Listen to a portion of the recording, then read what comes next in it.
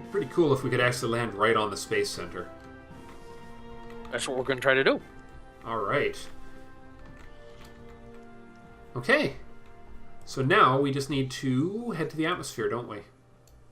Because there's... Yeah, there it is. We can see the Space Center now. Mm-hmm. All right. So, what determines when we need to start doing our retro burn when we hit the atmosphere? In this game, with this context, mostly gut. Okay. Because, like I said, I didn't go to rocketry school. Fair enough. Okay. Let's stay in map view. Yep. Okay. Because we want to make sure we land in... Because we're going to want to watch our... Yep. Now, why the difference between the end of the red trajectory and the location of the red crosshair? Because... Oh, that's interesting. I don't know. Is the red trajectory not taking into account the same amount of potential loss of orbit as the crosshair is? The atmospheric drag difference is the difference between the blue and the red. Okay. What I'm asking is the difference between the red line and the red crosshair. Okay. Yeah, that's interesting, because the red line would say that we should land right here, but the red cross says we're going to land quite a bit further back. Mm-hmm. So the red what's the red cross telling us that's different? Is that telling us the point? Is that the actual? That's going to be the actual landing site, isn't it? If I didn't change anything. According to its math, yes. Yes. Yeah. So there's something that this red arc is not telling us. What do you think that is? Is it not taking into account the terminal velocities at some point? Terminal velocity is what the red's doing. It's atmospheric drag. You are correct that it's failing to take something into account. But that's what the red cross is for. And the red arc is failing to take something into account that the red crosshair compensates for. That difference is the rotation of the planet. Oh. Okay. So as the closer we get to landing, they'll start to shrink. They'll approach each other, and on landing, they'll actually be they would theoretically be the exact same locations. Okay, cool. All right. Okay. Let's take a look in flight view. Okay. Let's line up our camera over our destination. Like this?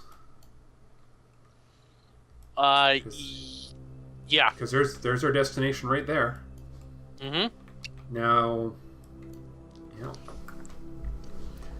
Generally, you call the ball. My gut says to start firing the engines at around an altitude of about 78K. That sounds... Just prior to interface. And just fire full throttle? Fire full throttle, and unless something really weird happens, I say stage when normal. Okay. Sounds good. Well, regardless, here we come. We're just about over top of it right now. Might actually need to do it a little sooner if we want to hit the Kerbal Space Center. Call the ball. Here we go. I think we'll try it now.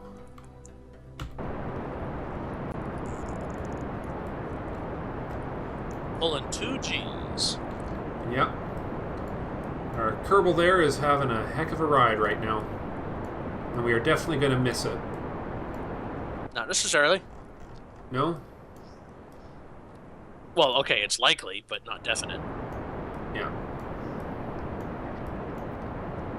We've overshot. That doesn't mean we're going to miss. We can fly back. That's true. That is very true. Just reverse our whole orbit. I guess we got the juice to do it, don't we? Darn tootin'. Alright, well, our engines are starting to run pretty hot, too, so...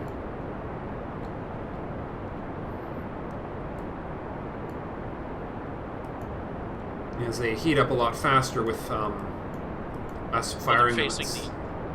Yeah, they're facing the airstream. Yeah. But we are dropping our speed quite nicely. Our engines haven't actually started overheating yet, so... 3 Gs. Oh, here comes the overheat. Firing. Yeah, Keep they're at full throttle. Uh-oh. We're gonna... I'm not worried about the engines. I'm worried about the parachutes.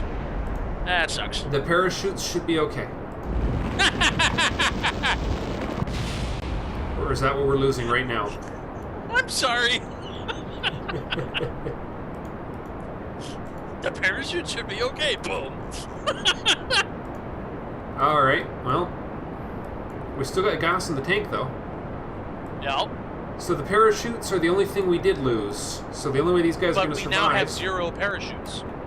You have to hit the water at a vertical speed of ideally less than 6.0, but in no circumstances greater than 10.0. All right, well, we're just gonna save our gas and let the atmosphere do the rest of the work because we still have a little juice. That was hilarious. Yeah, that was. We still have a central stack too. Let's get our speed below 100.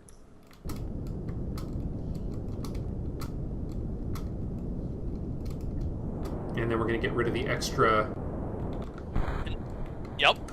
Now this is going to be just like the landing on the moon, where you're going to be chasing your vector along the nav ball. Yeah.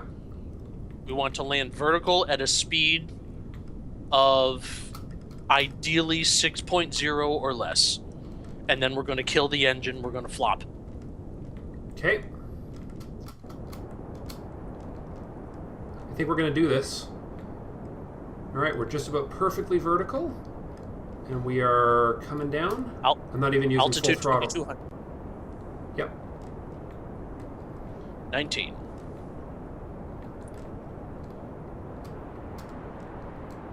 $15.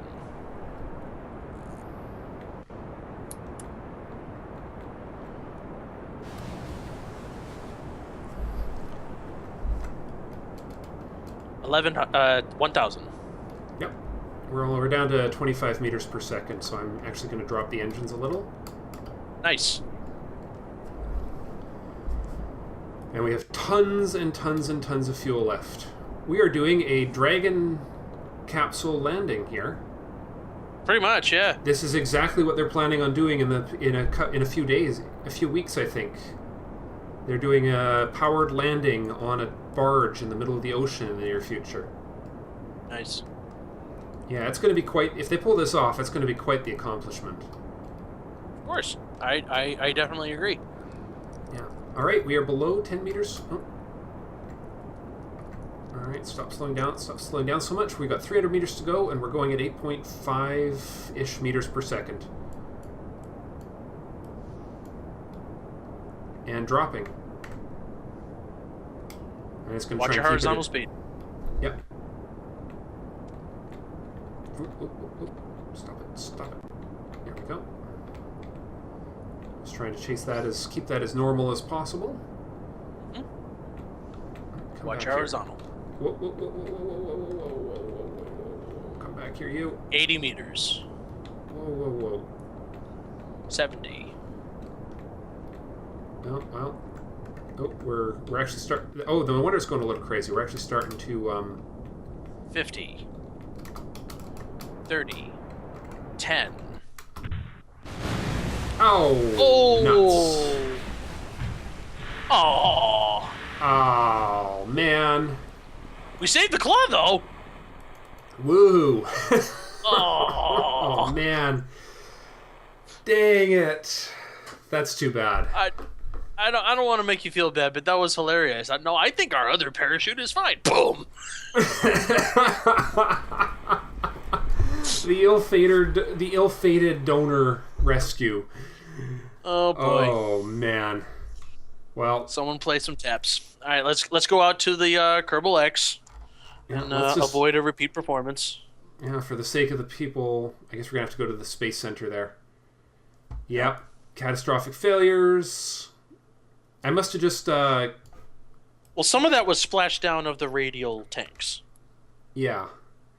Yeah, I don't know what exactly. I must have just something must have just just hit the wrong button at exactly the wrong time. So yeah, we'll have to look at the instant replay. Yeah, Okay, so well, to the Space Center we go. And back through the orbital view, because apparently it won't let us actually switch ships when we're on the planet like this.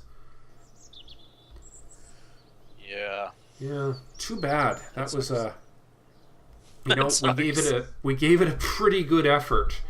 But I mean, it shows how inadvisable that particular approach is.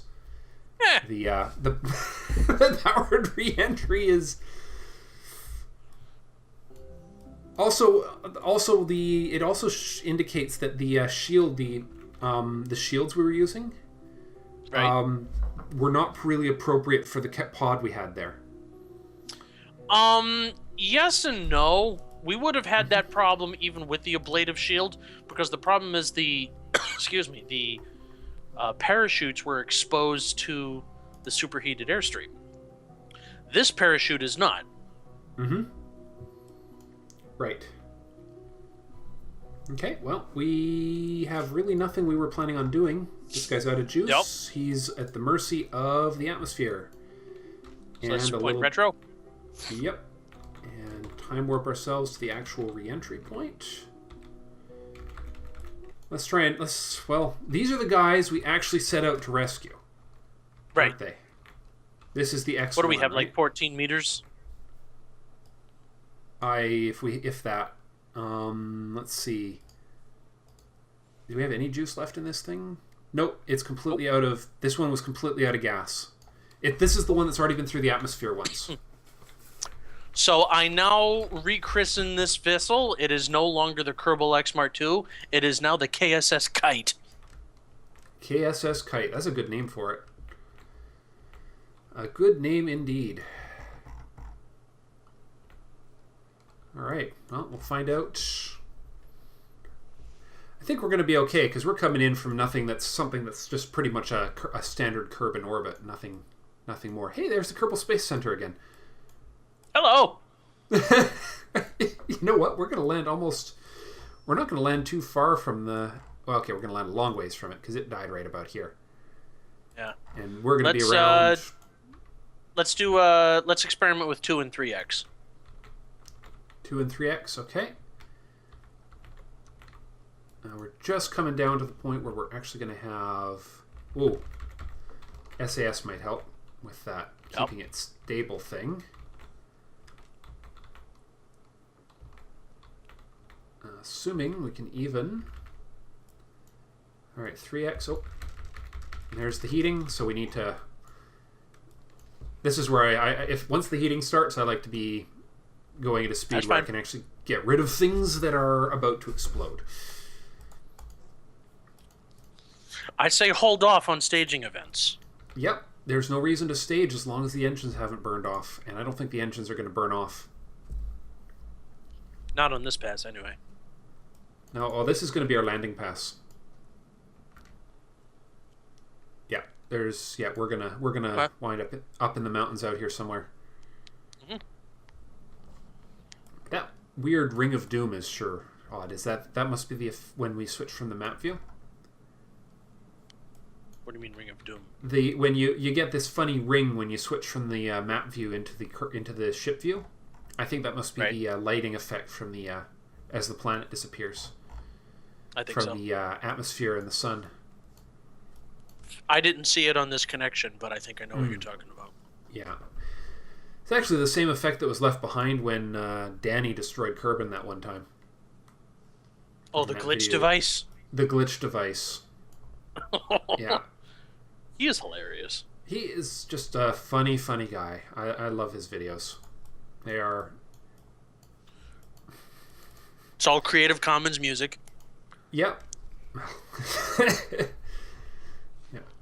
And our temperature's dropping, so we are all kinds of good. Our altitude is increasing. That doesn't sound right. Well, this often happens. Yeah. The apoapsis is about... That's why we're landing so far away, is because the apoapsis isn't going to hit the atmosphere until we're, halfway back up again. Right. But I mean, it's just about to touch the atmosphere, which means that our re-entry is guaranteed, pretty much. That's right. Here it comes. Hey, we can watch it that way. Yeah, there goes. And we are now not even suborbital; we are ballistic. Yeah.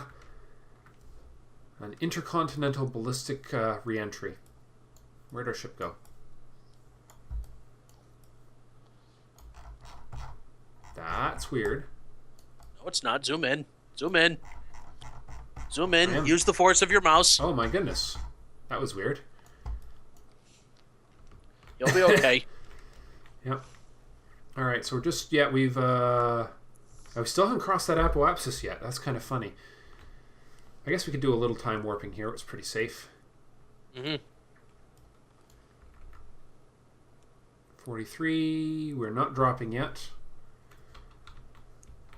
Woo. That's what happens when you time warp. Hit caps lock. Okay. If you're on fine controls, it's easier to move around in time warp. Oh, hey, that's not much easier, but a little easier. It's less ridiculous. Less likely to flip your ship completely around. Okay, here we go. We're just about into the heat. We're heating up again. But the likelihood of this getting dangerous is pretty darned low. Yeah, let's kill time warp once we see the flames. Yeah, once we see the flames. Will there be fire? I don't know. It usually starts right when we hit the middle atmosphere. Here it comes. Mm-hmm. Right on schedule. I mean, things haven't burned up on 2 passes already. I don't see why they'd burn up when we're coming in at this kind of angle. You want to see excruciating arrogance? Mm-hmm. Deploy your landing gear. This is excruciatingly arrogant. Sure, why not? We don't need those anyways. Right? Right. Yeah. Let's see. They're 900 degrees Celsius on those landing legs. They'll overheat at 11, either 11 or 12. Yeah, now interesting question. If I retract them, will they still heat? Not as fast. Oh no, they're cooling down. Well, cool. Yeah, but that's because of our speed. Yeah. They are not going to burn off. I was just... Yeah, okay, so yeah, our speed actually dropped below the...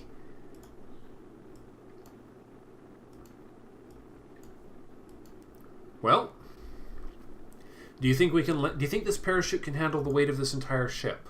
That's really kind of the question, isn't it? Probably. Particularly with the landing gear out.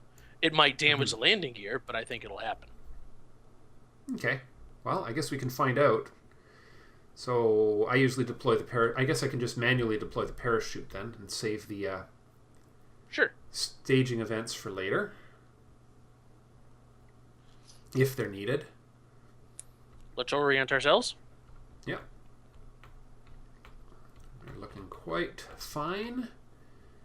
Yeah. I usually deploy the parachutes around below 300 meters per second for sure, but yeah, that should do it, actually. Yeah. Of course, it's a heavier ship, but we want to get the now cut drag. SAS. Yes, right, because it'll start fighting with the parachute, won't it? Yep. Well, that was definitely a relatively cost-effective return, wasn't it? Because we're bringing back a pretty significant chunk of the ship, assuming it lands intact, of course. Right. Well, not only that, this will bring up our survival rate to 75%. Yes, it will. Assuming, of course, things don't rip completely apart when the parachute fully deploys. There we go. It didn't. That's good. This is going to cause landing gear damage. Yeah? It's not going to slow down enough? Well, this is a hardware-assisted litho brake. Right. Litho being Latin for stone. Yes, Earth also. Yeah. It's also been adopted to mean the lithosphere, which is the outer part of the planet. It's a fancy word for it.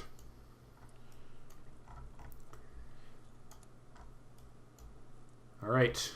Time to watch some stuff explode. Boom. Ooh. Those are robust landing legs. Keep that in mind. Nice. Nice. That was awesome. The terrain couldn't handle it, but the landing. Well, make a note. The LT2 landing struts are actually rather tough Robust. monsters because they hit at 11.5 meters per second. All right. Well, there's our 75% right there. Let's see if we can bump that up a little higher. It'll be 6 of 7 if we can bring this other one back. And I think this one had the most conservative return, didn't it? Yep. Because this is the one we didn't. The last but not least.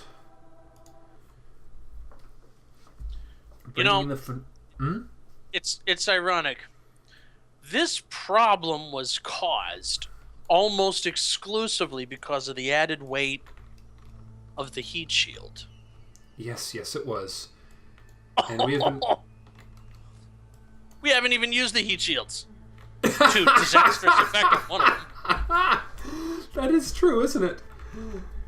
Oh my god, I hadn't even thought of that. It's a souvenir of the launch facility, for crying out loud. Oh my gosh. That's actually kind of funny when you think about it. We've done all of this. You're wrong. It's not kind of funny. It's freaking hilarious. It is freaking hilarious. All this effort for a piece of hardware we actually could have gotten away with not using. Assuming that this one works out as well as the last one did. Right. Alright, we're going to, speaking of which, warp to atmospheric touch. I don't think we had any plans for this one. It's got 3 blobs of juice left. So yeah, no, there was no plans for this. Oh, it's that's right, this one was going for a we didn't have a plan for this one, did we? Not with oh yeah, they had 14 meters per second. Were we going to use that for something? Probably to burn retro at Apo. Burn retro at the apoapsis or at the periapsis? My idea is apoapsis, just to make, because this is a 2 or 3 or 4. See? Yeah. Oh yeah. Yeah. Okay, that makes sense. So we want to push it down into the atmosphere a whole bunch further. Mm-hmm. So this is going to be one of those really painfully long re-entry processes, isn't it? Well, that's probably why we split this into its own episode.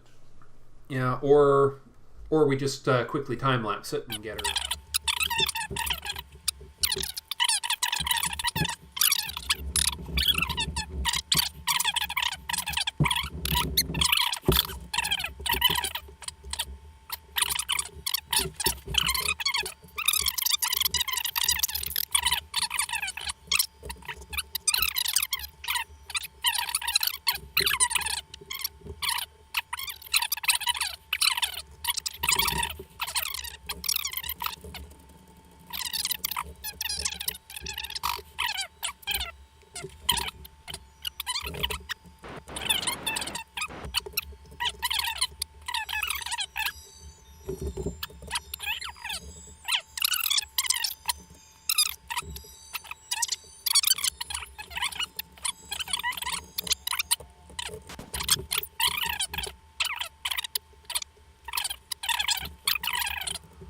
I think it'll be okay. All right, this is a relatively sedate re-entry speed. This is no 4,800 meters per second.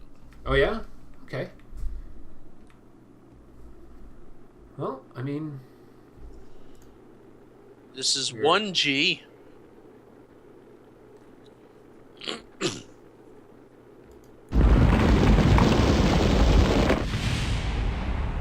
Well, there goes some stuff. No. That'll be batteries and... Yeah. Alright, this might be an excellent place to get rid of things. No. any. Oh, and we're good.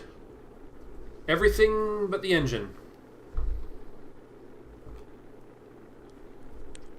Alright, now stage. That was the engine stage re-executing, and there goes the... Yeah, that's what I was afraid of. Shake it free.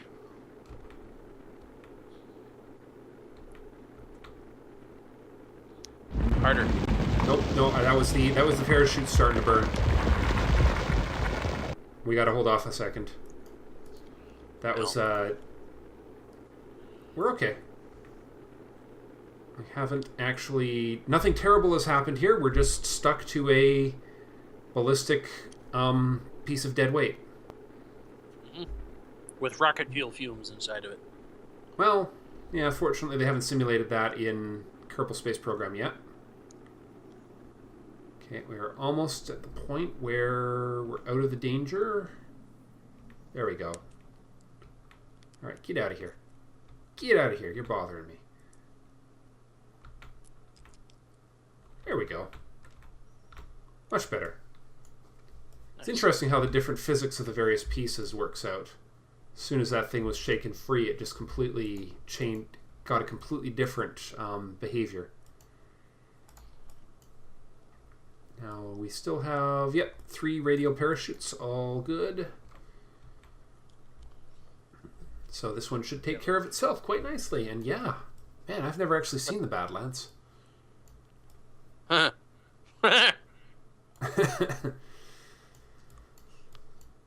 You've cursed them, but you've never seen I've cursed them. Yes, I've never landed there. What a messy piece of terrain this is. Oh, I guess I don't really need my SAS anymore, and we're going to be deploying the parachute in just a moment here. In fact, that should do her. 3 parachutes on that, and there goes the heat shield. Blah! That's dropping fast. It's a good depth finder. I think the ground's over there somewhere. Oh, it'll tell us exactly what our altitude is. Yeah, it will. It's 3... Boom! 1.3 kilometers. Nailed it! Nailed it. Oh. Oh, that would be the rest of the ship. Okay. Well. So, we learned today the value of secondary heat shields. An unexpected lesson, but a valuable lesson without a doubt. We also learned the perils of shutting your engines off too soon when doing a powered re-entry. Oh yeah, and I'd like to look at the replay of that, but something tells me it was a combination of engine timing and just like buoyancy bob.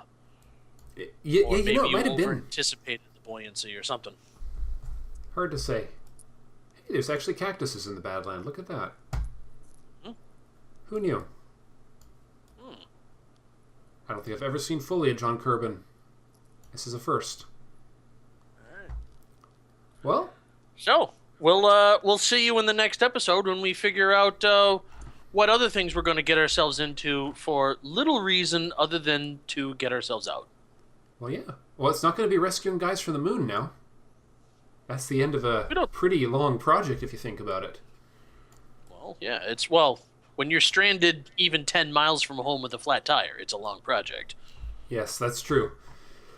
Well, I hope you guys have enjoyed, and we'll see you in the next episode. Bye for now.